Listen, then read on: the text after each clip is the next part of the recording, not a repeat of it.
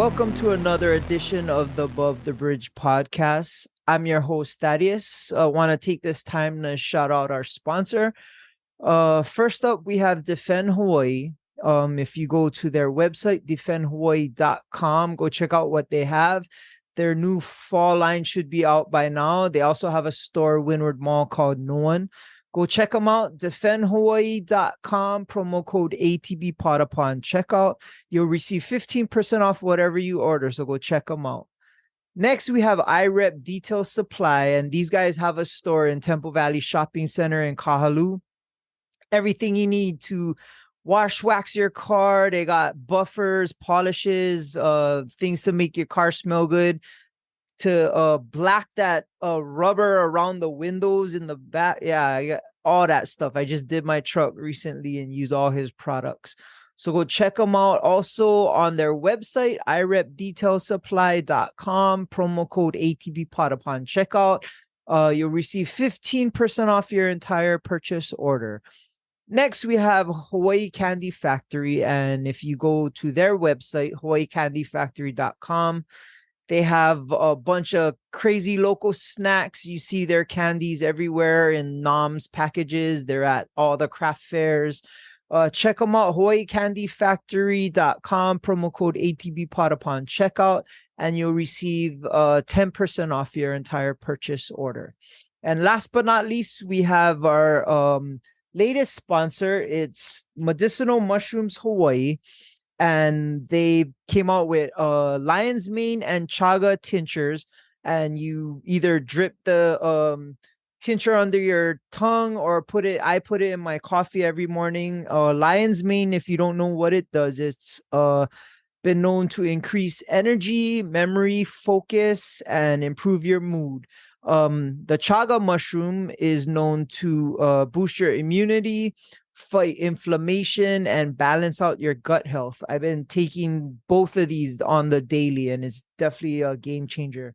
If you go to their website, medmushroomhigh.com, promo code ATBPod, when you check out, all capitals, you'll receive 40% off your first tinctures of lion's mane or chaga. So go check them out. And they also have an Instagram, Medicinal Mushroom Hawaii on Instagram. Go check them out. Aloha. Okay, this week on Above the Bridge podcast, this is episode 99. My guest is somebody I've known for a long time in the local Hawaii MMA scene, and he's had a MMA magazine that came out every now and then, and he did a cover comic book on one of my favorite Hawaii local fighters, Russell Doan. He's also one of my good friends, and he moved, but he got some new stuff coming out, so I wanted to talk to him. He reached out, and I figured this would be the best time to kind of touch base again. King Eddie, what's up, man? What's going on, brother? It's good. How good you to talk story, man. Good to talk story. It's cool, man. It's cool. Been pretty good. It's just, it's a transition. Ever since I moved here, it's like when people ask like what I do in Hawaii, and just telling those stories has probably been the best thing about living here. Just being able to tell people. Yeah. Well, you got a beard now. You got a ponytail. About 40, 50 extra pounds. Like, you know how it is, man. You get a little older, you enjoy the smaller things like food. Yeah. Especially, how many kids do you have now? 3. Oh, okay. That's that's a lot of work, bro. teenage daughter, 10-year-old daughter who acts like a teenage daughter, and a 1-year-old son. So it's pretty crazy sometimes. Yeah, my daughter just turned 13, and I literally could tell the change in her personality the day she turned 13. It was like I could pinpoint the moment. Yeah. Like as soon as I stopped being the cool parent, I was like, man, what is going on? It's she's 14. That's pretty much. There's nothing I can do. There's nothing to do. I'm having a little struggle realizing that she's not my little tiny girl anymore. she don't want to hold daddy's hand in the mall or anything like that. She wants to cruise with her friends, and I'm trying to loosen the reins and understand it's part of life, but I don't know. It all the first training bra and the mutty was what got me the most shook. Yeah, man, it's tough. Like, so what I've learned is the older they get, the more they want to be the person that you showed them how to be, right? And they want to be able to do it without your guidance. So just I think of those moments when they had in my head, I had to imagine when I like let go of the bike, and like how proud I was, but I was terrified. Like I was Yeah. terrified. Oh man, she's gonna get hurt or whatever. But they do their own thing. So when all that started, I had to just let go of the bike. It's definitely not easy, and it's not fun.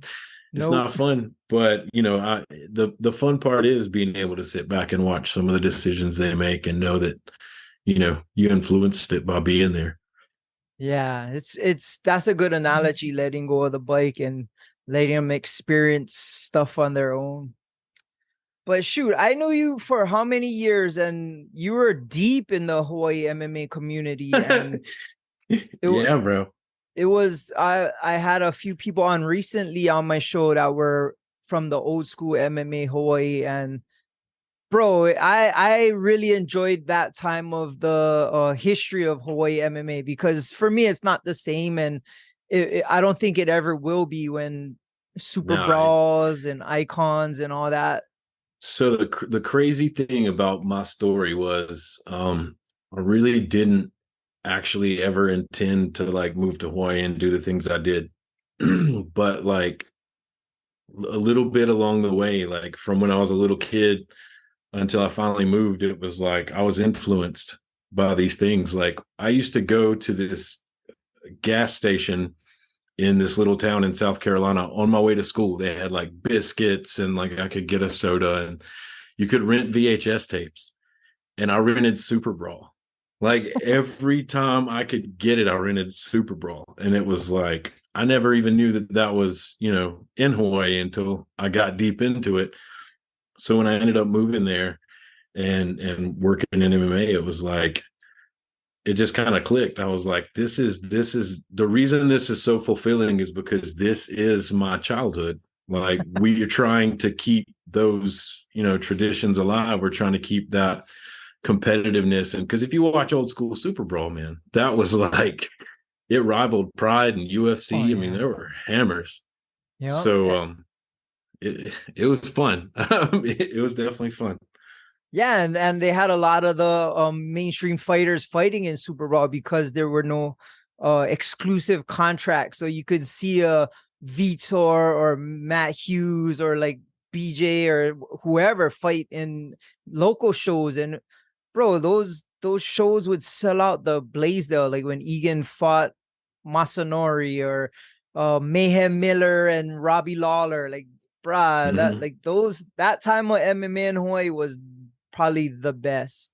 So like my actual entry into everything, it plotted out. I wasn't like the dude that was like at the events and like putting myself out there yet, but I had begun working on like a catalog with MMA Hawaii and kind of talking to them about what I could do. I was not supposed to be a photographer.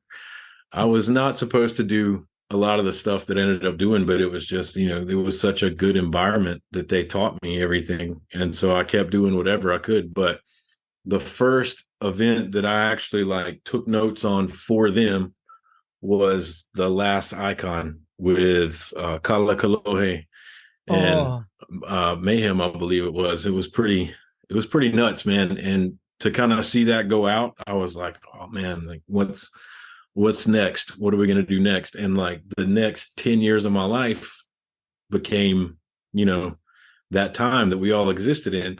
And what's crazy is, I don't know if I ever said it to you, but you can ask numerous people. I told them all the time, this is the good old days. Like the stuff that's happening right now is what you're going to look back on.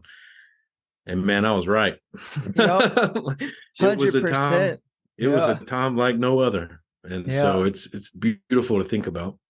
Yeah. I don't know if you've seen recently, TJ from Icon and Super Brawl, he's been releasing these videos on Instagram and TikTok, and oh man, Yeah, his yeah. narration brings you back, man. Dude, And it's like hidden gems. I can't believe more people aren't going nuts over this. Like, people need to go check out TJ's Instagram and TikTok and wherever he's putting it out, because it's exactly, and TJ is like such a character. Like, he's just bigger than he knows he is. He is a presence.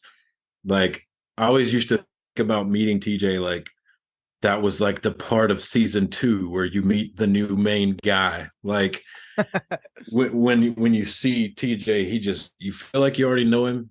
He yeah, commands presence, and also at the same time, like, he shoots some pretty cool uh behind the scenes like talk. You can tell he's emotional, you can tell he cares, and that's part of what made everything he did so successful.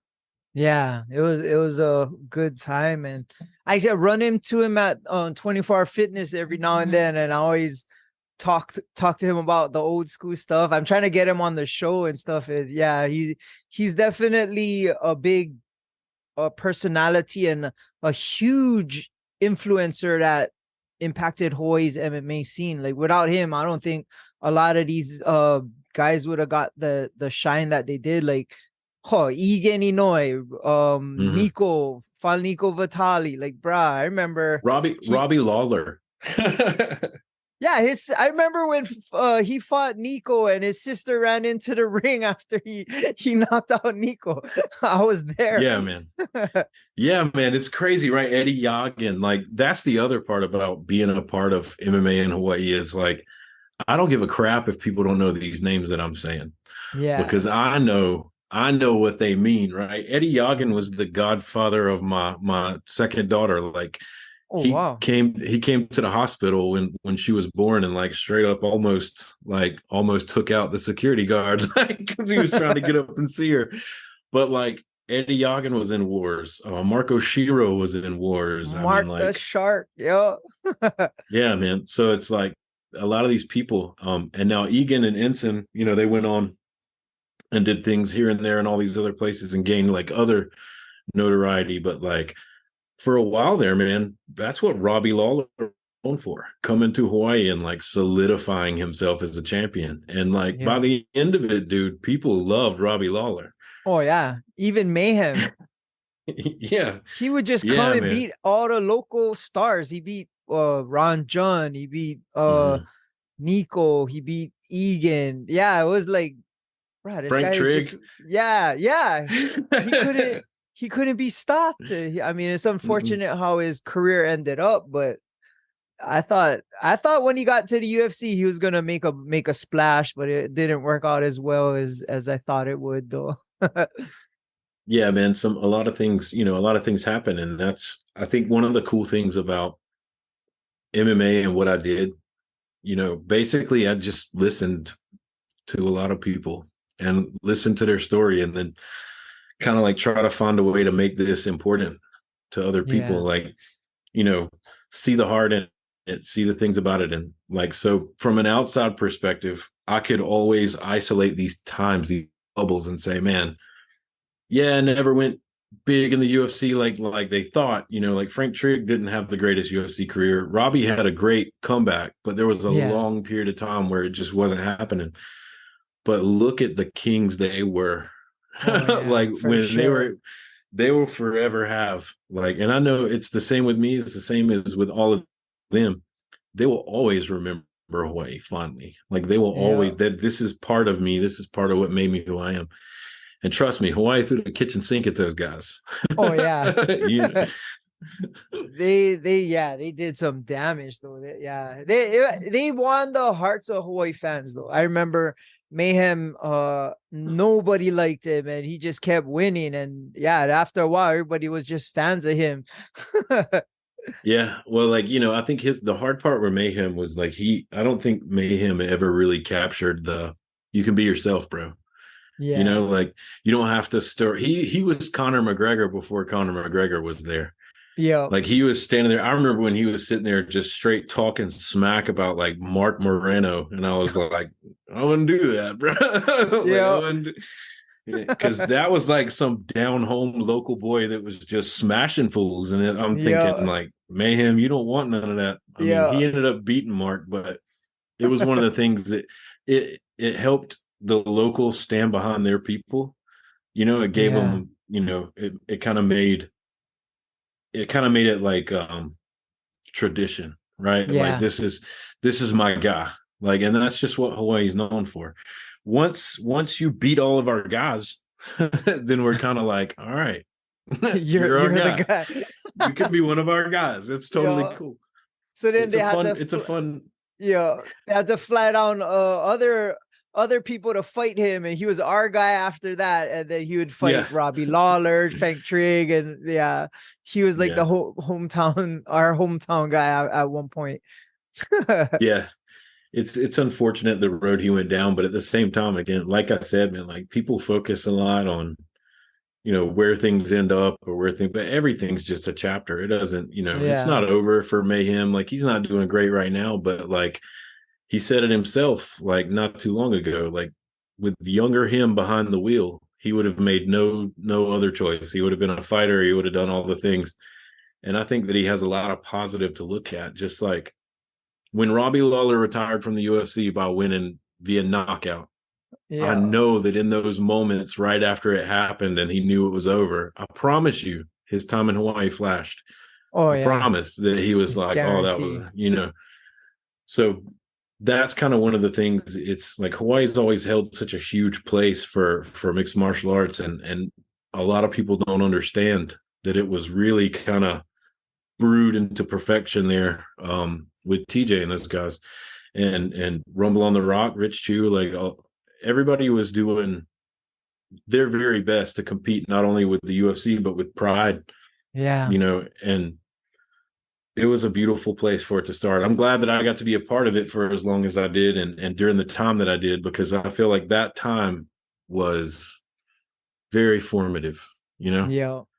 So what actually were you doing in the MMA scene? I know you had a lot of hands-on with your photography, and you created a magazine that kind of let the stories of the fighters be told, like, because there was no really media for them at that time. There was no TV shows or like, Yeah, it was pretty tough. I mean, like Egan had his show, um and I believe the guy from Wahua, Herman Santiago, or hmm. yeah, he won. Jonathan Vistante was on the show. Like it was a local Oh, it thing, was and like like a reality show, right? yeah, it was like Yeah, tough, right? But yeah, yeah, and I think it gained some traction, but I think that people always separated, mainstream from MMA for no reason really. Like it was already popular, but for some yeah, reason the mainstream had a problem. So, like one of the things that we focused on was real people was one of our like mantras, right? Real people, real fighters. And so every time in the book I would always get pictures of crowds, families, fighters with their kids, like these are real people.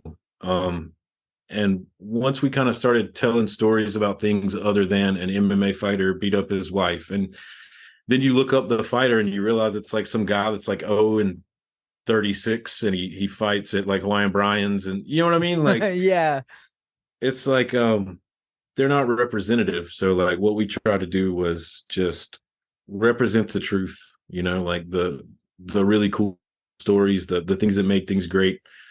Um, we got to follow so many cool people, man. yeah. And you guys were consistent. Like you guys would drop a magazine like pretty consistently, huh? Yeah, we used to do it every month, and then it got to be like every 2 months. We stayed like that for a while because there was so much stuff. There were more events were happening, right? So we had more event Yeah, coverage, and I'm sitting there shooting like 1,000 pictures in a night and having to go home and like trying my best to get these things edited up on the site by that night, because I know fighters want to see their shots, and yeah, I know that families want to see their stuff. And then I spend all the rest of the time, like at one point in like 2011, I was like, I'm going to talk to every MMA gym that I can. and get like the story of the gym. And dude, I did that for years and I didn't even get halfway through them. I mean, there's so many awesome gyms. There's so many garage gyms. There's so many Oh super yeah. good coaches and really good talent. It was like, it was the perfect thing to be doing at the time. Right. Did you have like a regular job or you're just doing that? No, bro, I was just doing that all day, every day. Like it was, I mean, people thought about it one way and they're like, oh, there's like 20 million of those guys. Nah, man, small hammer team, do our jobs, have a little bit of fun, but we got to know people, we got to be around, we got to see everything. And then we did our job and that was it. We tried to do it with no bias. We tried to do it with no favoritism, with no like I was going to tell the truth. If the Yeah. local boy fought the Washington guy, I wasn't going to say he got robbed, you know. Yeah. Did Um you did you ever get any backlash from any of the fighters? Like they read, oh really? yeah, man, sometimes, and it's a nature of the beast, right? Like Yeah. people are hyped up about stuff, and a lot of things that you do in fighting is draw a reaction. So fighters would give answers in videos, and then when the video comes out and they don't look so great, it's like, man, why'd you shoot it like that? And I'm like, we talked about this.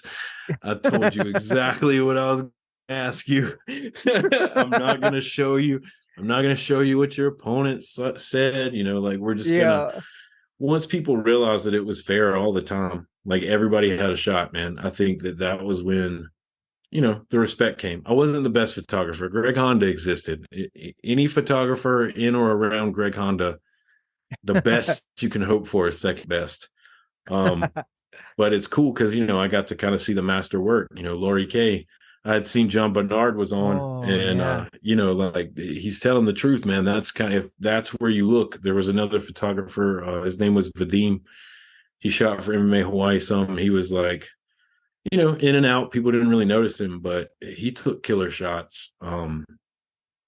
It was fun to be around for sure. Yeah.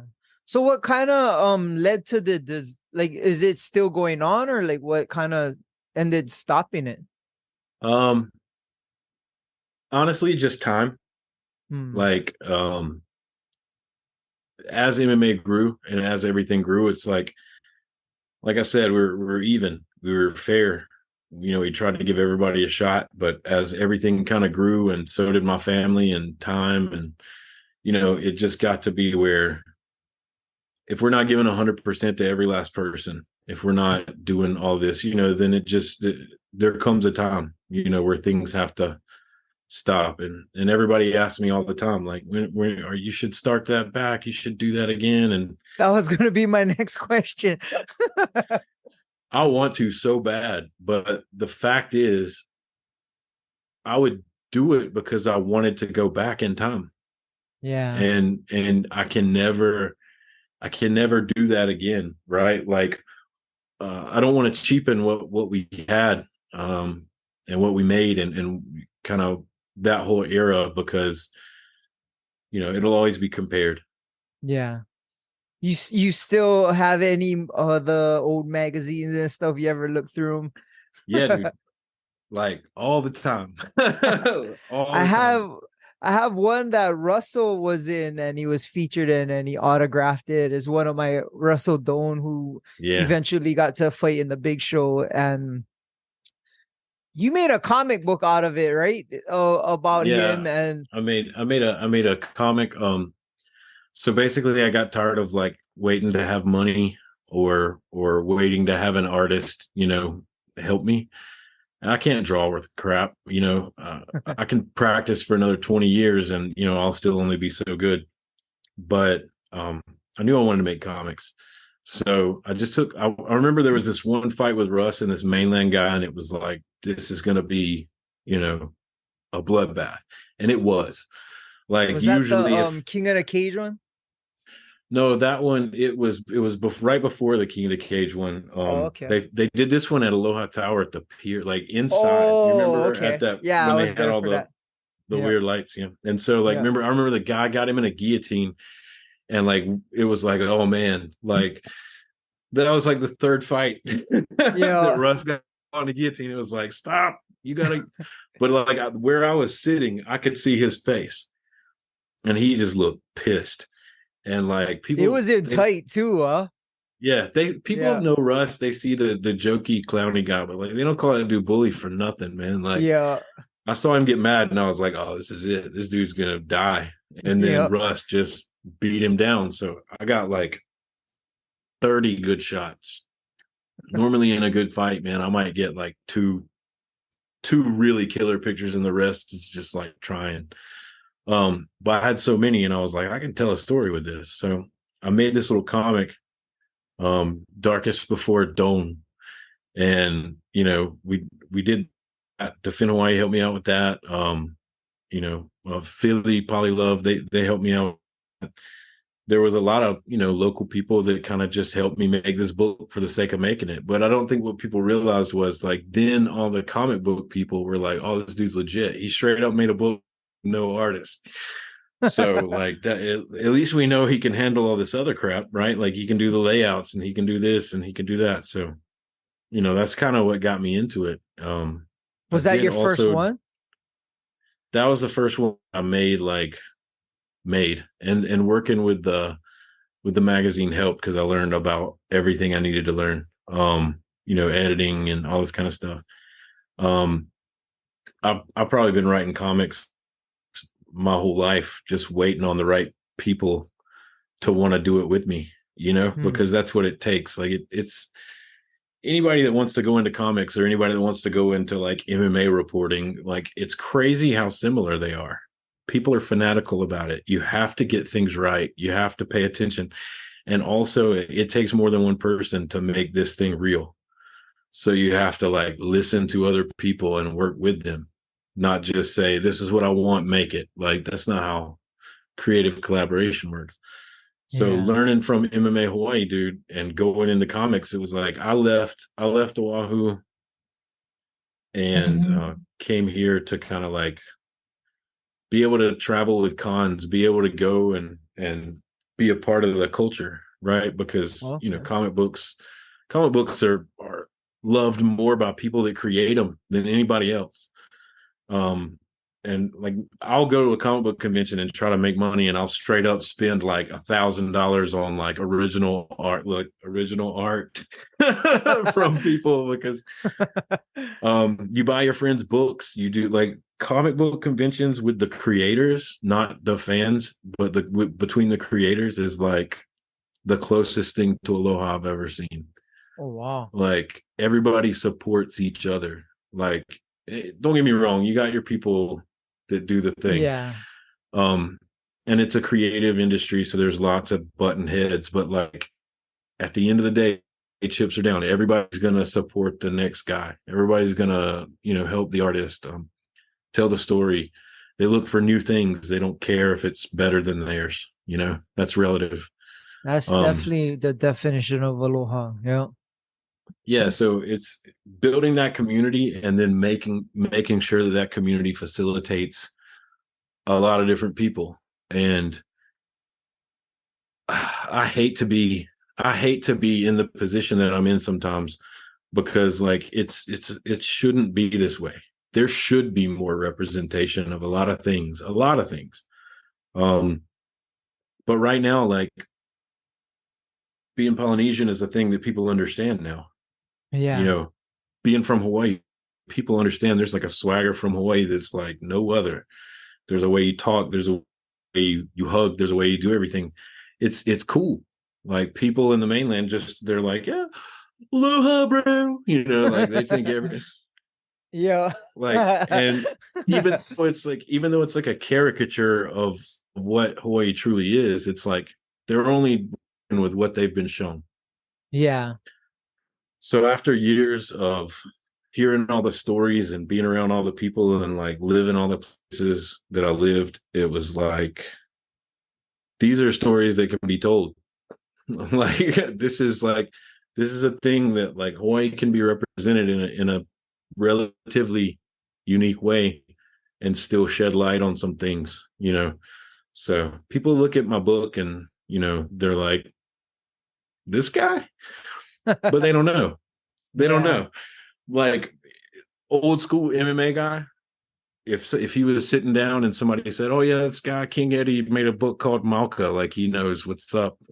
Old school MMA guy would be like, "Oh, I know that guy. Yeah, Yeah, exactly. he knows what's up." Well, Like, sometimes those are the stories that's the most inspiring. Like you have no idea until you read it. I think for me, it's like I got tired of my kid only having Moana to look at, right? Mm, Because even yeah. that was watered down and crazy, and I have no idea what's going to happen with the next iteration. Like, and I started noticing people like putting my kid in a box of Moana, and a lot of people don't realize, but when you have kids with Native Hawaiian blood, like, pick up your books, bro. Yep. You're gonna start learning. You Yeah. got, like that's the whole point of the culture, right? Like, when you lose your words, you lose your identity. Yeah. Learn the language, learn the ways you speak to each other, learn, it doesn't even have to be every historical Hawaiian story. I could just tell my kids about the auntie down the road that used to bring us food, when they were too little to remember. Yeah. Um, you know, when my kids get to come back to Hawaii, they're gonna know they're loved. Yeah. So kind of part of that was giving my kids something to look at. Even though this book is like mature, my kids can't ever look at it until they're like grown-ups. Um, I feel like maybe they'll understand a little bit more about some of the things that they see in me and in their mother and in Bree. And, we have a Yeah. very Hawaii community over here in South Carolina. So, Oh, um, nice. yeah. So like when they see that in those other people and they're like, man, what is it about dad and his friends like yelling Chiu and like, you know, um, it's a fun thing to try to bring to light. Like I can never tell stories about your experience. I can Yeah. never tell stories about the quintessential local life. But like what I lived there was what I lived there. What I witnessed there was what I witnessed there. And that's what comes through. That everybody's kind of part of the whole thing. Yeah. So how many comic books have you created after Russell's was the first and you kind of kept going or? Yeah, well, okay, so when I came home and I went to the comic book conventions and I got in with the people, I found out that the comic book world is just like the MMA world. When you go to the convention, uh, all the artists stay in the same hotel right across the street, Oh. just like the fighters. After the show, everybody goes to the bar at the hotel. And that's where you like meet people and talk, and the faces are different, but the people are the same. Hmm. So I could walk into the room and having worked so many events in Hawaii, I knew who was supposed to be there. I could see how they acted, how they interact with other people. I could see the people that I liked. They weren't just trying to sell themselves. They weren't just trying to sell their book. And I got into that. And so like one of the artists that did a variant for Mauka, his name is Justin Greenwood. He's done like a ton of good comics that have turned into TV shows and all kinds of stuff that people would know. They just don't know him. And the way that I got in with him was the first night of the convention, the fights were on, and I was like, sorry, not going out. Like I'm watching the fights, and me and him and this other artist and a few other guys, we just sat in a hotel room and me and Justin Greenwood straight like heavy watched this fight and he outpicked me. Nobody outpicked me. And Oh. he outpicked me and I was like, man, you got to give that guy respect. He knows his stuff. But most of my friends in comics came from being the MMA guy. Everybody obviously like, oh man, what's Max like? Yeah. And I'm always like, he's been so many things since I Yeah. met him. He was a kid and like, Yep. Fighting in O Lounge. yeah, like I remember when he did the thing on the stage at level 4. Remember when they put Oh, that's right. the Yep. cage on the Yep. stage, man? Like I have a picture of Max from that event, and like every time I feel old and I want to feel a little older, I look at that and it's like, Yeah. man, how far we've come. Yeah. First time I seen him fight, he was 16. He had Little Evil tattooed on his stomach, bleach hair, and he was kickboxing in the middle of O Lounge in a little X1 cage. Yeah, the little one, yeah. And Yeah. he always had like the tassels for his Yeah, yeah. trunk. So Yeah. they were always like gold and purple, and it Yeah. was cool, man. He had He, action back then. He had that it factor back then. He was larger than life as a little kid.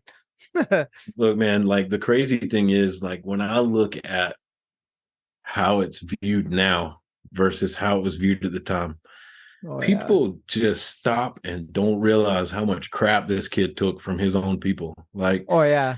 there were people that were like, he doesn't even deserve to be on the same card as these other guys. And like Max literally took everything they threw at him Yeah. and came out on top. And like, how do you not love that? Yeah. Oh yeah. He fought some hammers early too when he was young, like some seasoned vets. Yeah. And when he fought Harris Sarmiento, like, Yeah. look, man, Max could have never had a UFC career. And for me, that fight was like, it was, I mean, dude, Harry has like parades in the Philippines when he Yeah. goes. Like, Yeah, he had he, like 4,000 fights. He used to fight yeah, every weekend. he fought everybody. Like when I Yeah. talk to like old school MMA guys now, they'll be like, "Do you know Harris Sarmiento?" I'm like, "Of Yeah. course." Yeah. Like, yeah, I know Harry. Matter of fact, I think he was like the last issue of Oh, the magazine we ever did was Harris, I believe. yeah. Yeah, that was a cool one, man. I got to go take pictures and hang out and like, nerd Yeah. out. That's all I've ever done. Like I just go nerd out with the fighters, Yeah. and Harry's such a nice guy.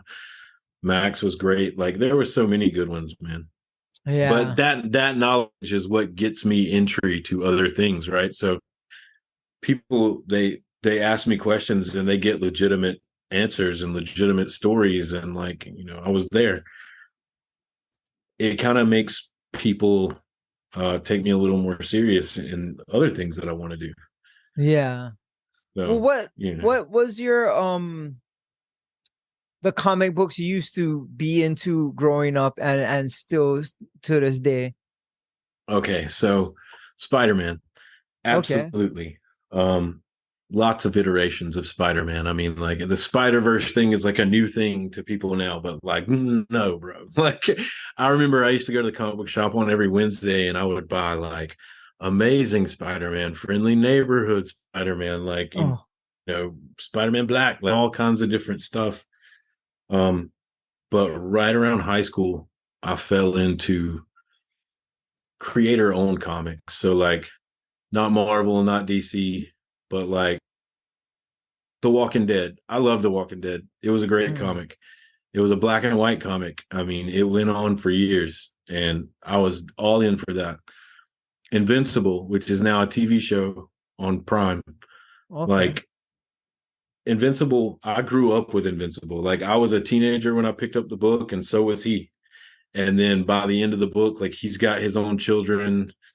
I've got my children. It's crazy how everything like happens. Invincible is definitely my favorite comic of all time ever. Oh wow. That's And interesting. You kind of grew up with him. yeah, that's just what I like, that's kind of like how I put it. Like when people ask me how do I love Invincible, which is like a very mature, very gory, very, cuss word riddled book that basically makes fun of all other superhero books by outdoing them. So if there's a big fight scene, it's going to be big and gory.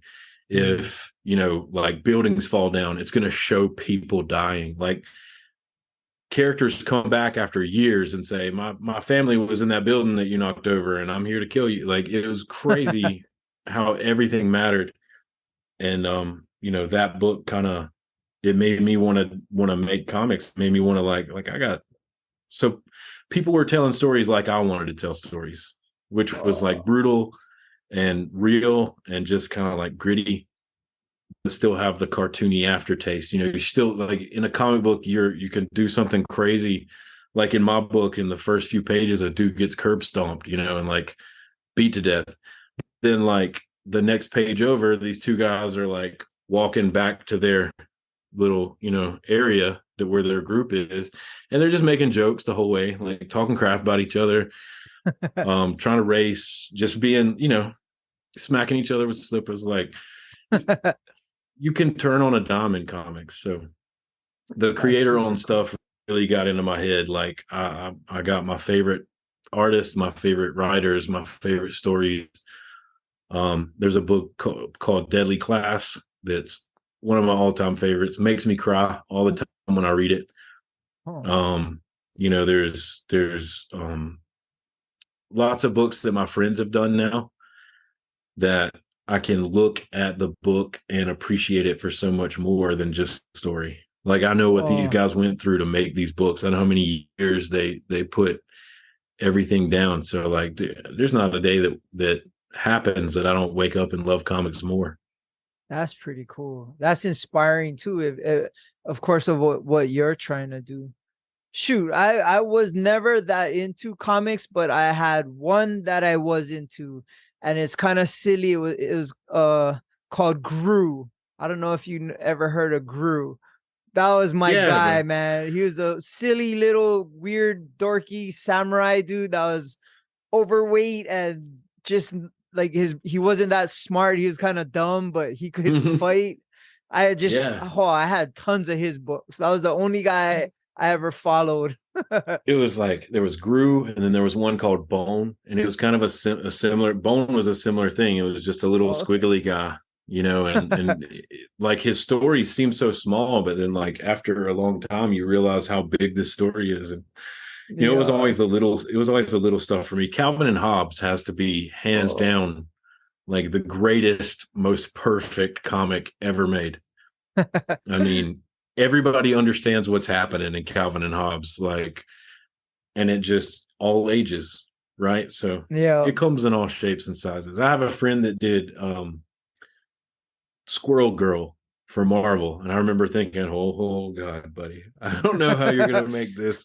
I don't know how Make you're gonna this make this cool. popular, but they did it, man. Like, you know, people have new ideas. You just got to let them, you know, stretch them a little bit. Yep, that's how magic happens, man.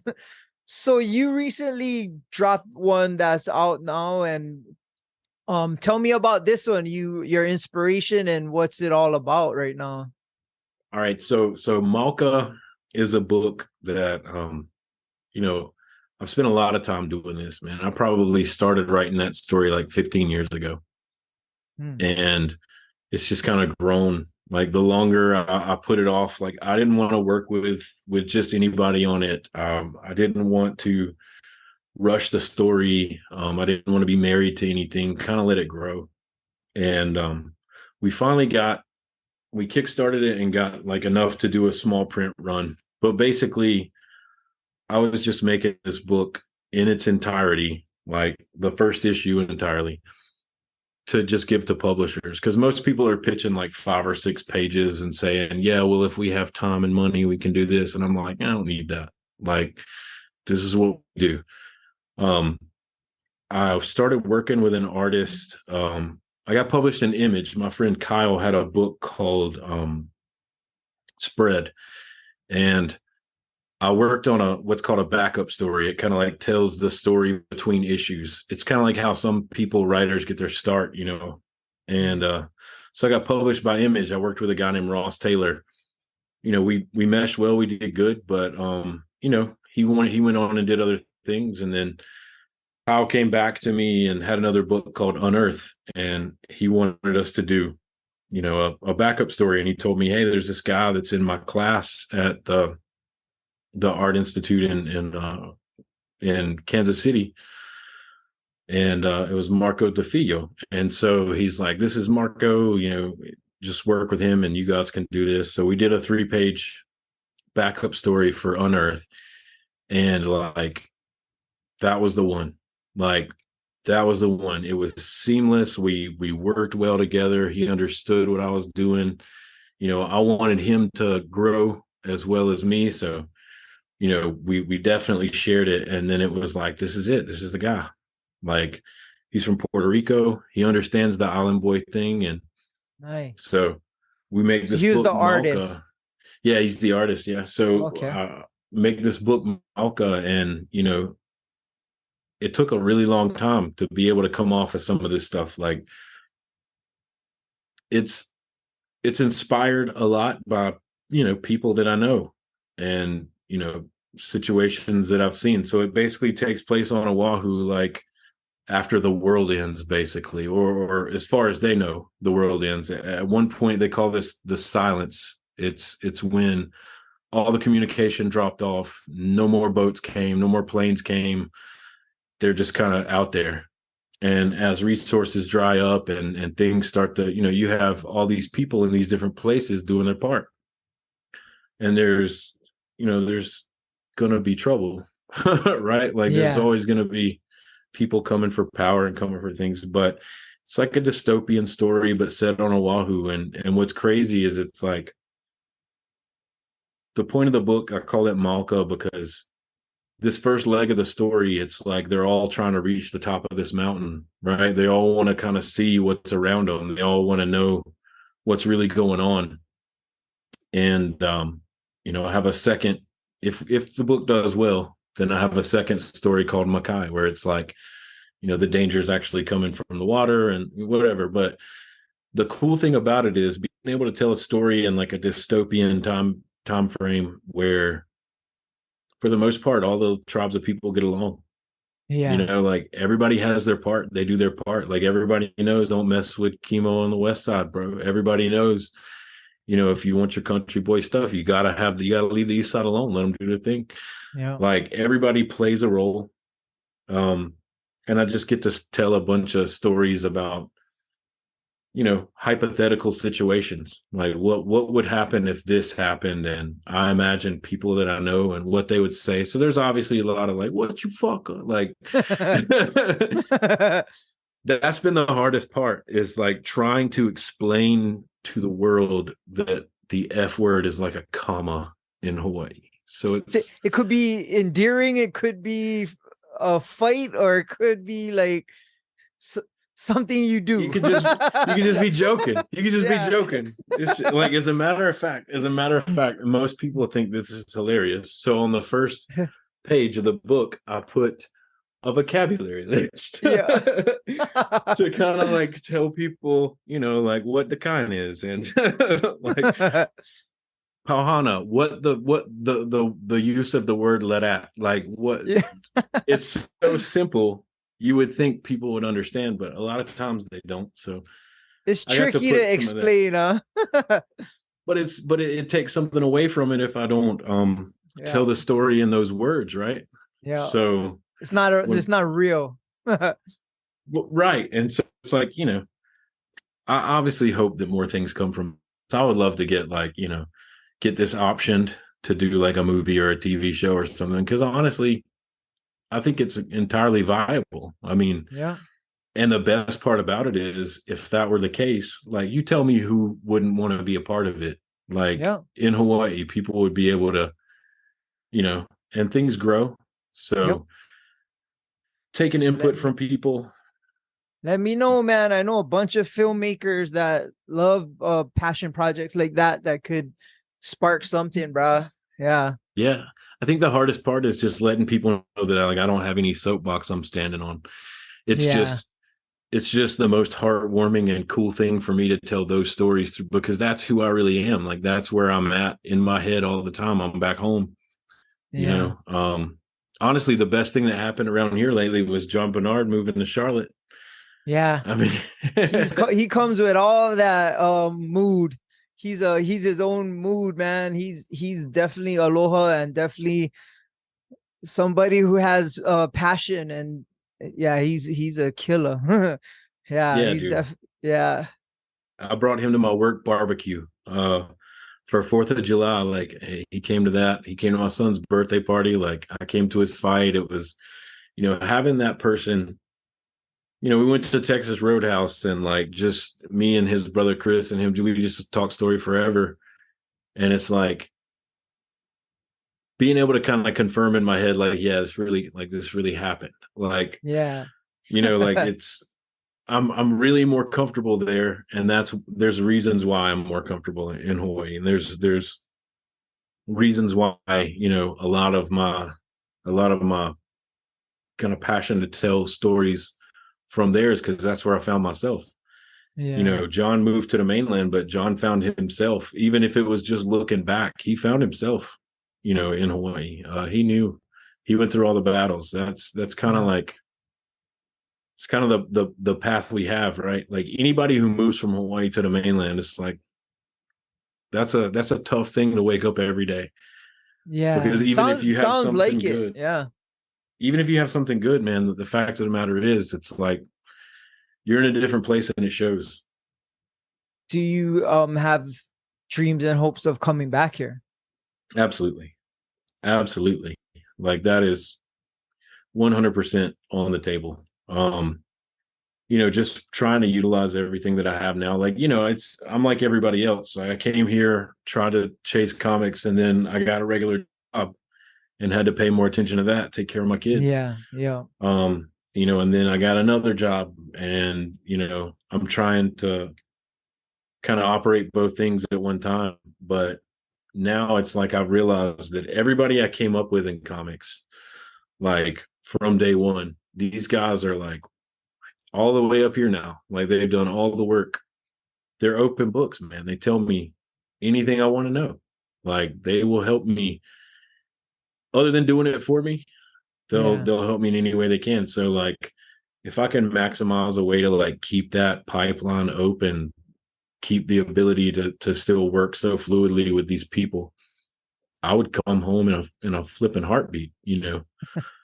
I would love to give, Hawaii artists chances to do things like Wow. I'm not gonna walk up and be like, hey, guy who just draws kind of good, and I want you to draw a comic with me. Like it's one of these things where I'll give people the same chances that were given to me. Like, hey man, do a 3-page backup story. And like people don't realize how hard it is to pace 3 pages. Like Oh yeah. you've got to tell a whole story and like you can't have a bunch of words.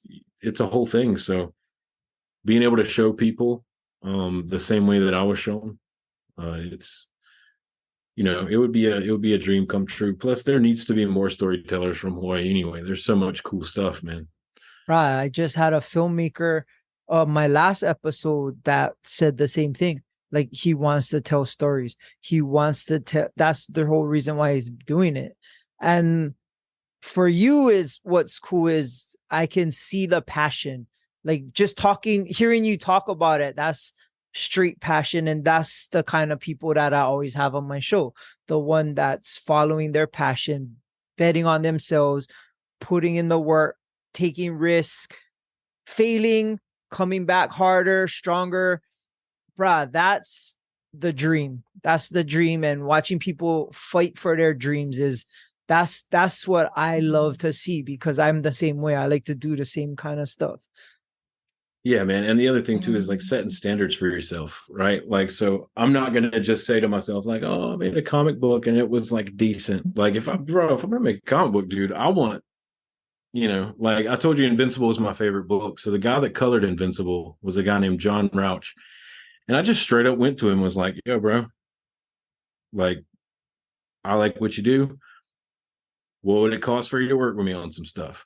And he did, man. I did like a little pitch for a couple of publishers called World Breaker, and he colored that for me, and like we've been friends ever since. And That's insane. That's super cool.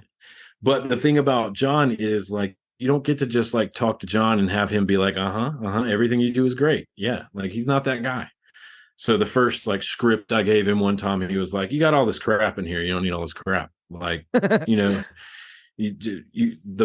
best way to make comics is to use the bare minimum of your words, and let the artist tell a story, trust them.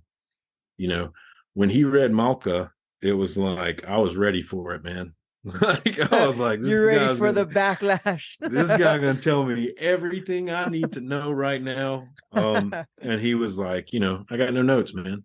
Like it's a Wow. complete story. He's like, I was, I mean, it was huge. I don't think he realized it, but like for me, that was huge. I've never done That's anything awesome. that he hasn't had some kind of positive input that might not have felt great at the time.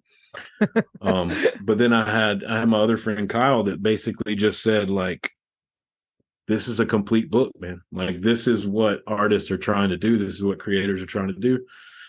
So there's no doubt in my mind one of these publishers is going to pick this thing up and run with it. The only thing that's been unfortunate is like right when we got everything done, that was when everything happened in Maui. And like, dude, Yeah. I'm not going to sit here and like plug my book, while all that's going on. Yeah. So I allocated money from what we used to make like stuff for the book. We made like t-shirts and all kinds of stuff. So I like downgraded the shirts so we could save $1,000.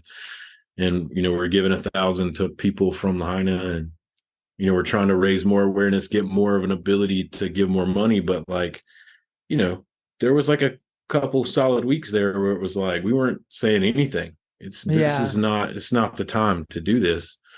Well, But as moving forward, people need that positive energy, but because like I was just with two people from Maui this past weekend, and they came to visit us just to get away because it's so heavy there that they just needed to be around us to give them some positive energy and vibes. And I'm pretty sure a comic book would do that. You know what I mean? Like it could, for the moment they're reading it, would take them away for a little bit, or put yeah, the stuff they're dealing with on pause until they're done reading it.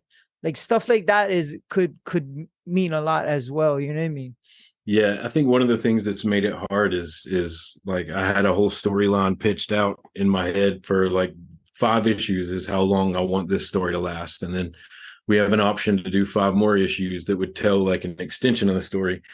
Um, the way I had it planned out, dude, there's just some like really odd similarities. Oh, And I was like, maybe we're you're gonna a have to like prophet. we're gonna have to, I hope not, man. I hope Yeah. not, because but like, I guess at the end of the day, when you live on an island, when you care about everybody on an island, like when you think about a fire taking out an island or a chunk of an island, that's one of the most terrifying things. A natural Yeah. disaster taking everything out, that's one of the most terrifying things. And that's right along the lines. Maybe there being like lots of misappropriation, like people, maybe the people aren't in their best interest. You know what I mean? Yeah. Like that's a theme. So it's like having to kind of revamp some of that stuff out of respect. I see.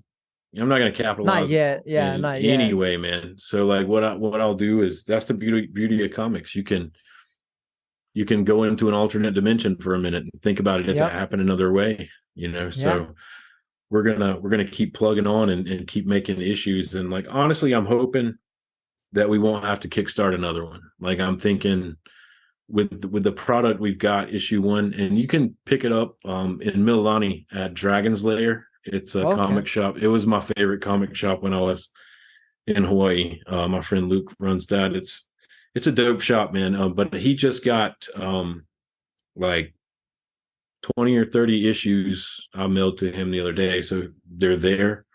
They'll be available on our website, maukacomic.com, pretty soon. I got to get Okay. everything out to the Kickstarter people first, and everything that happened in Maui, like paying extra money to make cheap rewards, was not on my high list of things to do. I was trying to figure out where we're going to send this money Yeah. to help people. So it's just one of those things, man. Like it's hard not to care. It's hard not to want to tell stories, and also it's like it's really easy sometimes to know when's the time and when's not the time. Yeah. it, Yep. it wasn't the time for a little while, but I feel like now, if we get some support for the comic, there's going to be more eyeballs on the platform. You Yep. know, 100%. we can say some things, we can give anything that we can, and that's what we plan on doing. It's not like we're going to do it for a month or two. Like we in it, bro. Like just being in the MMA community, like if you were in the fight scene, man, you hung out with Maui people every month. Oh Like they yeah, were 100%. in town for fights, bro. Yeah. And We did couple in the Civic Center. We ran I don't care and we brought the ring girls for those shows. mhm. Yeah. Yeah, Yeah, we man. were there. Yeah. I remember the Destiny events, the Maui Nokaoi Yeah, yeah. 1 and 2, where it was like visceral Oahu versus Maui, like Yeah. Molokai Eve. It was everybody versus Oahu, basically what Yeah. it was. And like Brewski Lewis does like the Jacare. Yeah. Oh man. Like Maui guys were hunting us down after Yeah. that. Yeah. But Good there's so many times. good people. Yeah, Yeah. there's so many good people, bro. Well, I don't know what to ask you. What do you do for fun, like on your free time? Honestly, I hang out with the kids. Um, we have we're trying to get back into like doing things like we did back home. Like, I was at every fight. Like, and my daughter doesn't even remember these awesome events that she was at. Like when I took my youngest daughter to John Bernard's fight, that was like the most fun ever. Like she was just in awe. And then after John like knocks the dude out and makes it look ugly on that guy, like he just comes Yeah. up and sits next to my daughter and is like talking to her. And like I think that's probably the most fun that I have is like when there are opportunities to like go out and do things with my kids and also show them that like, yeah, dad kind of knows what's up. Like Yeah. Yeah. we can go to an event and we're gonna have a good time. Yeah, Like, that's super cool. yeah. Other than that, dude, I mean, I make comics, man. Like that's pretty much that's what I do. Off every time, I'm always reading something or thinking of something or sometimes it looks a lot like nothing. Sometimes it looks a lot like I'm just sitting around like getting old, but the gears are always turning. Yeah. And your wife was a MMA fighter, right? Yeah, Bree was a Destiny champ. She was an MMA fighter. Um, it's so crazy because everybody's like, "Oh, what do you remember most about Bree when you met her?" And I'm like, "Well, we didn't get together until we both lived on the mainland, but like what I remember about Bree was that she destroyed people. Yep. I remember the same thing. Once they were on the ground, it was done. Yeah. Like she definitely, and she's still she might be a little more dangerous now. We just better keep in line. Yeah, I know, right? You Like, know hey, what she's capable of. yeah, you never have to worry about that. Like we already know she's the champ. I Yeah. just I just take the pictures, bro. Like Yeah. I don't want no part of that. You ever shoot her when she was competing? I did. Yeah, I did. Oh, that's I shot. awesome. Yeah, I shot pictures of her a lot. Like it's crazy now when I think about it. I always like try to go through all my old hard drives and like find them. Every once in a while, I'll find gems. Find a Like little gem. Yeah. when she was with Team Elevation in Denver. Oh She wow. was on the girls' team and kind of like a leader. But it was like JJ Aldrich, who's in the UFC and did a lot of stuff. Raquel Pennington. I Oh remember wow. those girls fighting Destiny. Yeah. Like JJ Aldrich fought Kylan Curran, and I remember I sent JJ some of the pictures from like the weigh-ins and everything. She's like, "Holy crap!" I was like, "Yeah."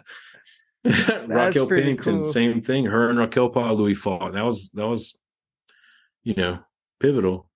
Yeah. So it's crazy to be able to dig that stuff up. That's awesome. A good way to have a common interest between you and your wife, I guess. Huh? Yeah, man. We existed on opposite ends of the same spectrum. I don't think Yep. we realized how closely we aligned until we were just like talking story about being in Hawaii, and I realized that like she was this town person, and I was like like west. Yeah. So two totally different like situations, right? So Yeah. once we started piecing it together, and like it became a lot more, That's super obvious. cool. Yeah. Well, we've been going for an hour, man. Let's see, where can people find your book? You said in Milani, the comic book store in Milani. Yeah. Where So else now? Dragon's Lair in Mililani, and I'll have them up for order online at maukacomic.com. Um, I'm just trying to get my Kickstarter stuff out first before I like start selling them online openly. But Nice. and then hopefully in the next month or two we'll know something about a publisher, and things move a little slower, so it might be a year before they re-release the first issue, but I'm sure it'll be better. Once Nice. we have some time to kind of go through it and clean up some stuff. So That's uh, awesome. And you emailed it to me, so I'm gonna read it. I didn't have a chance this weekend, but I'm definitely gonna check it out. That'll be my first comic I'm reading since I stopped reading Gru. yeah, it's nuts, bro. I'll tell you, it's nuts. A lot of Yeah. people are surprised. Wait, correction. I did read Russell's one, the one you made for Russell. Yeah. Yeah, Yeah. that was a fun one, but Yeah. it's cool because you'll definitely be able to tell the difference between the two products, right? And then Nice. I'm hoping that we can just keep telling more stories, and you know I've got a ton of them. So Yep. Well, social media wise, where can people find you? um at King Editor, Instagram and Twitter and all that. At Mauka Comic. Um that's pretty much it, man. That's what we do. I'm not like as avid on social media as I should be. Like, it's super hard after all these years of like helping other people have their moment. Yeah. It feels gross for me to like try to take my moment, but I'm gonna do better. So there'll be more Yep. stuff posted on Mauka Comic on Instagram, and we'll probably start a TikTok at some point, and Just don't try be to. doing those dances. No, bro. Nah. You and your daughters. We'll show processes of art, and like eventually the artist that I work with, Marco DeFillo, he's out of Arlington, Texas. He's such a talented guy. Like, the world doesn't know what's coming. Like, he is He's it. leveling up to a level. So like, while he's taking like online requests for like, hey, what should I warm up with? Like, people are gonna be paying this guy like $1,000 for those warm up sketches before long. Nice. So I recommend everybody get in while they can, and get some stuff from Marco while it's cheap. That's nice.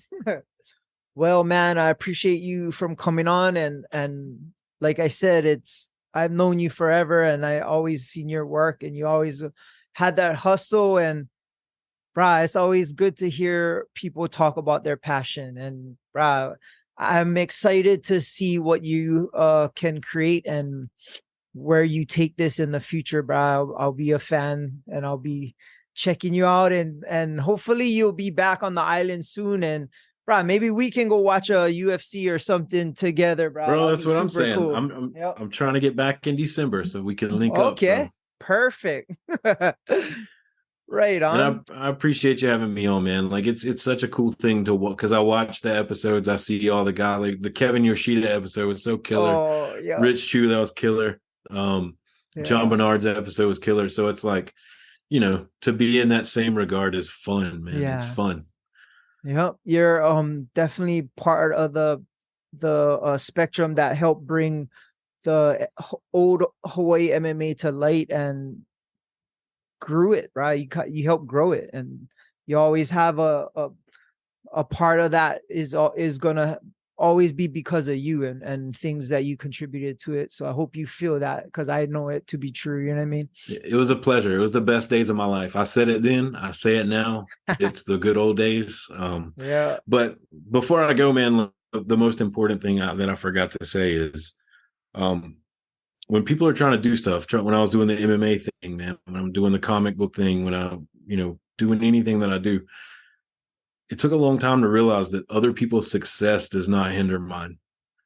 And that's probably the most important thing I can say. Like, be happy for other people, be joyous for their success, and they will be joyous for yours. Yep. And that's pretty much where it's all at, man. Yep. I am 100% in belief of that. I have a saying, rising tide floats all boats. And if I help other people, it'll float my boat. If they help me, like, it'll float their boat. Positive energy will always increase positive energy. And the biggest competition you ever have to be with is yourself. And if you can better yourself every day, then you winning. You catch a W every day.